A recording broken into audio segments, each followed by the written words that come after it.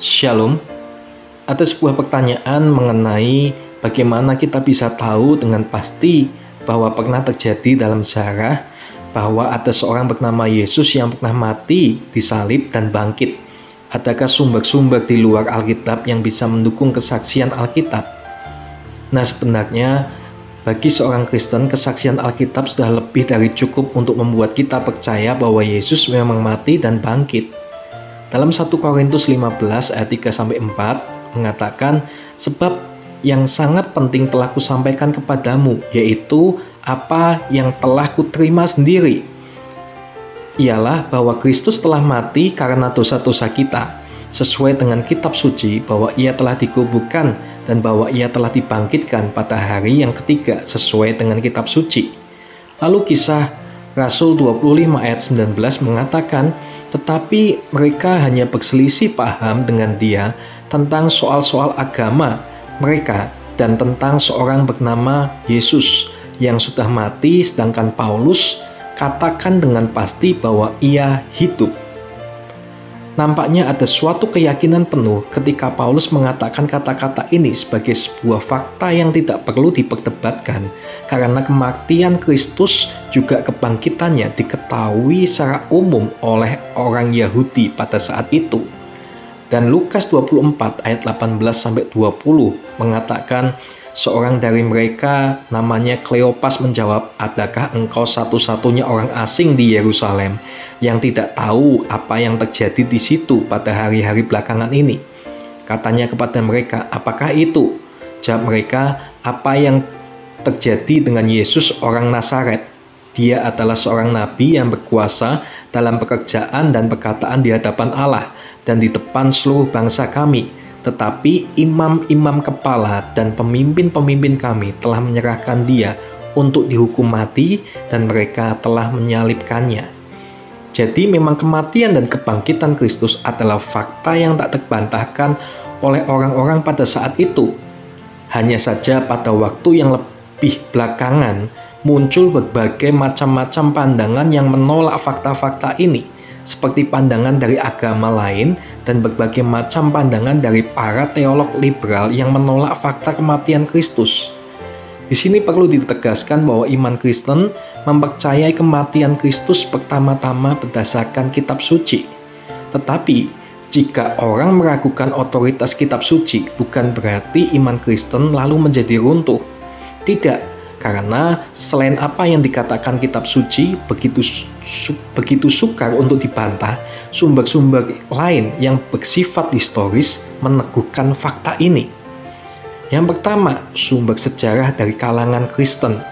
Ignatius, dia lahir tahun 50 Masehi dan meninggal tahun 115 Masehi. Ini berarti masa hidupnya sangat berdekatan dengan peristiwa Yesus. Ia adalah murid dari Rasul Yohanes yang menjadi uskup Antioquia. Ignatius ini meninggalkan sejumlah surat yang masih ada sampai sekarang, dan suratnya itu berbicara tentang Yesus. Ia menulis, dia disalibkan dan mati di bawah pemerintahan Pontius Pilatus. Dia benar-benar dan bukan hanya tampaknya saja disalibkan dan mati, disaksikan oleh makhluk-makhluk di surga, di bumi, dan di bawah bumi. Dia juga bangkit kembali pada hari yang ketiga, pada hari persiapan Paskah. Pada saat itu, pada jam yang ketiga, dia menerima keputusan hukuman dari Pilatus. Bapa membiarkannya terjadi. Pada jam ke-6 dia disalibkan, pada jam ke-9 dia menyerahkan nyawanya, dan sebelum matahari terbenam dia dikuburkan. Sepanjang hari Sabat, dia tetap berada di bawah tanah, di dalam kubur di mana Yusuf dari Arimatea telah membaringkannya. Dia dikandung dalam rahim ibunya, sama seperti kita selama waktu yang sama, dan dilahirkan juga sama seperti kita, dan benar-benar menyusu pada ibunya dan makan minum tidak berbeda dengan kita. Dan setelah dia hidup di antara manusia selama 30 tahun, dibaptis oleh Yohanes Pembaptis, sungguh-sungguh dibaptis bukan hanya tampaknya saja. Dan ketika dia mengabarkan Injil selama 3 tahun dan mengadakan tanda-tanda dan keajaiban, dia yang sesungguhnya adalah hakim telah dihakimi oleh orang-orang Yahudi. didakwa dengan dakwaan palsu, dan oleh Pilatus sang gubernur dicambuki, ditampak pipinya, diludahi. Dia dimahkotai dengan duri-duri dan diberi jubah ungu. Dia dijatuhi hukuman mati, benar-benar disalibkan, bukan hanya tampaknya, bukan hanya dalam khayalan, bukan oleh tipuan. Dia benar-benar mati dan dimakamkan dan bangkit dari antara orang mati. Lalu Justinus Martir. Ia lahir tahun 100 Masehi dan meninggal tahun 165 Masehi. Jadi masih sangat dekat dengan zaman para rasul. Ia seorang filsuf yang menjadi Kristen. Dia pernah menulis, Kristus dilahirkan 150 tahun yang lalu di bawah pemerintahan Quirinius, dan setelah itu mati di bawah pemerintahan Pontius Pilatus. Yang berikutnya Tertullianus. Ia lahir tahun 160 Masehi, meninggal tahun 220 Masehi. Ia berasal dari Kartago, Afrika Utara. Dia menulis tentang Yesus. Tetapi orang-orang Yahudi begitu gusar pada ajarannya. Para pemimpin dan pemukanya tertemplak oleh kebenarannya. Dan karena begitu banyak orang berpaling padanya, sehingga pada akhirnya mereka menyeretnya ke hadapan Pontius Pilatus. Pada waktu itu, gubernur Roma di Syria, yang oleh karena kerasnya desakan mereka, menjatuhkan hukuman kepadanya dan menyerahkan dia kepada mereka untuk disalibkan. Lalu yang kedua, sumber sejarah dari kalangan non-Kristen. Flavius Josephus.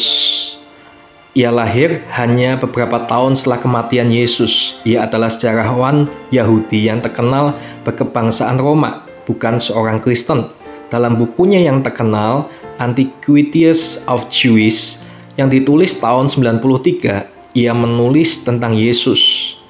Demikianlah kira-kira pada waktu inilah Yesus seorang manusia bijaksana, kalau boleh menyebutnya seorang manusia, karena dia adalah seorang pelaku pekerjaan yang luar biasa, seorang guru yang mengajarkan kebenaran sedemikian rupa sehingga orang menerimanya dengan sukacita.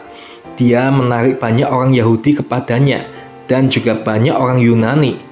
Orang ini adalah Kristus. Dan ketika Pilatus telah menyuruh menyalibkan dia oleh karena dakwaan para pemimpin di antara kita, mereka yang sejak semula telah mengasihinya tidak meninggalkan dia, karena dia menampakkan diri dalam keadaan hidup kepada mereka pada hari yang ketiga. Nabi-nabi Allah telah berbicara tentang hal ini, dan ribuan hal lainnya yang menakjubkan tentang dia, dan bahkan sampai sekarang pun kaum Kristen, demikian mereka menamakan berdasarkan namanya, belum juga punah. Lalu Cornelius Tacitus. Ia adalah senator dan sejarawan Roma yang lahir tahun 52 Masehi dan meninggal pada tahun 120 Masehi. Ia bukan orang Kristen. Dia menulis tentang Yesus dalam karyanya yang berjudul Annals sekitar tahun 116 Masehi. Dia mengatakan Kristus, pendiri golongan Kristen, telah mengalami hukuman mati dalam pemerintahan Tiberius atas keputusan gubernur Pontius Pilatus. Lalu Lucianus dari Samosata. Ia adalah seorang pengarang syair sindiran yang berkarya sekitar tahun 170 Masehi. Ia sangat membenci kekristenan. Dalam satu tulisannya The Death of Peregrine, ia menulis, "Ketahuilah, orang-orang Kristen memuja seorang pria pada hari ini, tokoh tersohor yang memperkenalkan tata ibadah baru mereka, dan disalibkan karena hal tersebut. Orang-orang sesat ini mulai dengan keyakinan yang umum bahwa mereka itu hidup kekal selamanya dan menyembah orang bijaksana yang disalibkan itu serta menurut hukum-hukumnya." Kemudian Mara bar Serapion. Ia adalah seorang filsuf Stoa dan karena sesuatu hal ia dipenjara. Setelah beberapa saat setelah tahun 70 Masehi, dari dalam penjara ia menulis surat kepada putranya dan memberikan nasihat kepadanya tentang bagaimana mengejar hikmat. Dalam manuskrip suratnya yang tersimpan di Museum Inggris tertulis, "Keuntungan apakah yang diperoleh orang-orang Athena ketika mereka membunuh Socrates? Kelaparan dan penyakit pes menimpa mereka sebagai hukuman karena kejahatan mereka. Keuntungan apakah yang diperoleh orang-orang di Sames ketika mereka membakar Pitagoras? Dalam waktu sesaat negeri mereka tertutup pasir. Keuntungan apakah yang diperoleh orang-orang Yahudi ketika menghukum mati raja mereka yang bijaksana? Tidak lama setelah peristiwa itu, kerajaan mereka dibinasakan. Secara adil, Allah membalas dendam atas kematian 3 orang bijaksana ini. Orang Athena mati kelaparan, orang Sames dibanjiri air laut, orang Yahudi mengalami kehancuran dan dihalaukan dari negeri mereka, serta hidup tersebar di seluruh dunia. Namun Sokrates tidak mati untuk selama-lamanya. Ia hidup terus dalam ajaran Plato. Pitagoras tidak mati untuk selama-lamanya. Ia hidup terus dalam patung Hera. Demikian pula raja yang bijaksana itu tidak mati untuk selama-lamanya. Ia hidup terus dalam ajaran yang telah disampaikan. Raja bijaksana dari Yahudi yang dimaksudkan oleh Mara Bar Serapion itu adalah Yesus. Nah, semua ini membuktikan bahwa iman orang Kristen yang percaya Yesus telah mati dan bangkit bukan hanya bahasa iman tanpa dukungan sejarah. Kesaksian kitab suci seharusnya sudah cukup. Tetapi kalau orang meragukan kesaksian kitab suci, kita masih mempunyai sumber-sumber sejarah yang berotoritas untuk membuktikan iman kita. Karena itu, jangan pernah saudara meragukan pada abad pertama memang benar ada seorang pemuda berumur 33 tahun yang bernama Yesus dari Nazaret yang disalibkan dalam zaman pemerintahan Romawi lalu bangkit di antara orang mati. Tuhan Yesus memberkati.